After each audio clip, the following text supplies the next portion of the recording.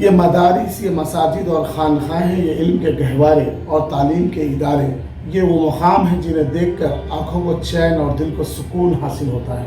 مدارس نور ہدایت اور دین اسلام کی روشنی کی وہ مینار ہے جس کی روشنی سے کفر اور گمراہی کے اندھیرے چھٹ جاتے ہیں اور عالم اسلام اس روشنی سے فیضیاب ہوتا ہے۔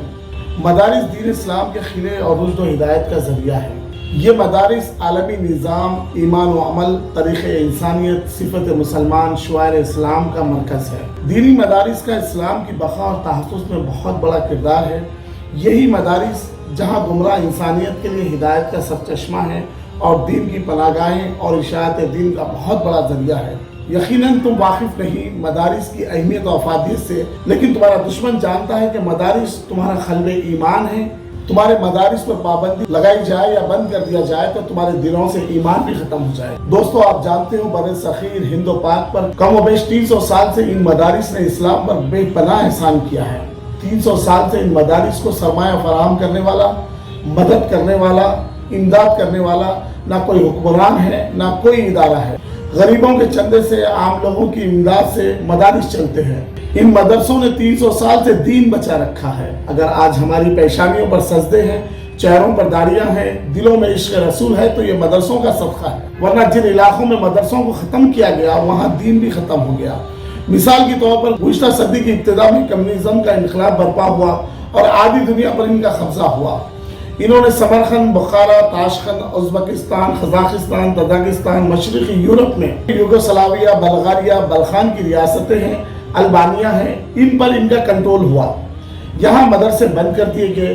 آج وہاں اسلام کا نام و نشان نہیں، کوئی کلمہ پڑھنے والا موجود نہیں۔ امام بخاری کی سرزمین پر کلمہ پڑھنے والے آپ کو نہیں ملیں گے۔ وہ محدثین جنہوں نے وسط ایشیا سے پوری دنیا کو فقہ اور حدیث کی تعلیم دی، آج وہاں اسلام کو سمجھنے والے موجود نہیں، کیونکہ وہاں درسگاہیں، مدارس ختم کر دیے گئے۔ جب تک یہ مدرسے رہیں گے اسلام زندہ رہے گا۔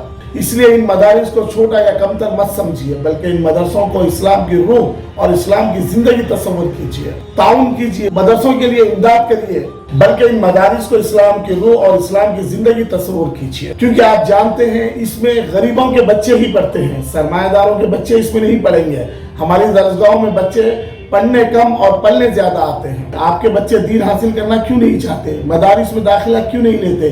کیا عظمت مصطفیٰ، نظام مصطفیٰ صلی اللہ علیہ وسلم کو قائم رکھنا کیا صرف غریبوں کی ذمہ داری ہے؟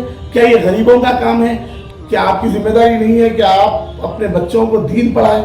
کیا نظام مصطفیٰ آپ کا نہیں ہے؟ کیا آپ نے سوچا نہیں کہ لارڈ میکالا نے تعلیم کو عام کرنے کے لیے کئی کروڑ ڈالر، اربوں ڈالر خرچ کیے ہیں؟ رسول اللہ کے نظام کے لیے آپ کے پاس کچھ بھی نہیں ہے۔ وہ مدارس خیرات، زکوٰۃ، فطرہ، صدقات کی بنیاد پر چلتے ہیں۔ اپنے رسول پاک کے نظام کو آپ نے غریبوں کے حوالے کر دیا۔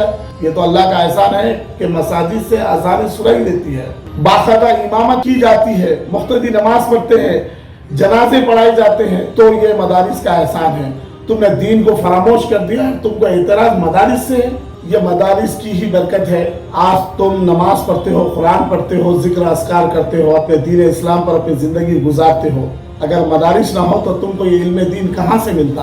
کوئی امام نہ ہوتا، نہ موذن ہوتا۔ یہ مدارس ہی کے طالب علم ہیں جو نماز پڑھاتے ہیں، علم دین سکھاتے ہیں، ورنہ تم اور تمہارے بچے تو عیسائی مشنری اسکولز میں پڑھتے ہیں یا ایسے اسکولوں میں پڑھتے ہیں جہاں دنیائی تعلیم ہی دی جاتی ہے، تو پھر تم کو دین کہاں سے نصیب ہوتا؟ تو جب تک یہ مدارس کا قیام رہے گا، تمہاری نسلوں کے اندر دین چلتا رہے گا، تم دیندار رہو گے، اذانیں سنائی دیتی رہے گی، مساجد کے اندر امامت ہوتی رہے گی اور واعظ و نصیحت ہوتی رہے گی۔ لیکن جس دن ان مدارس کا قیام ختم ہو گیا، یہ خطرے میں پڑ گیا، یا تم لاپرواہی یا اسی طرح برتتے رہے مدارس سے، تو یاد رکھو جب یہ مدرسے نہیں ہوں گے تو پھر دین نہیں ہوگا، اسلام نہیں ہوگا، تمہاری آنے والی نسلیں بے راہبی کا شکار ہو جائیں گی اور دین سے دور ہوتی چلی جائے گی۔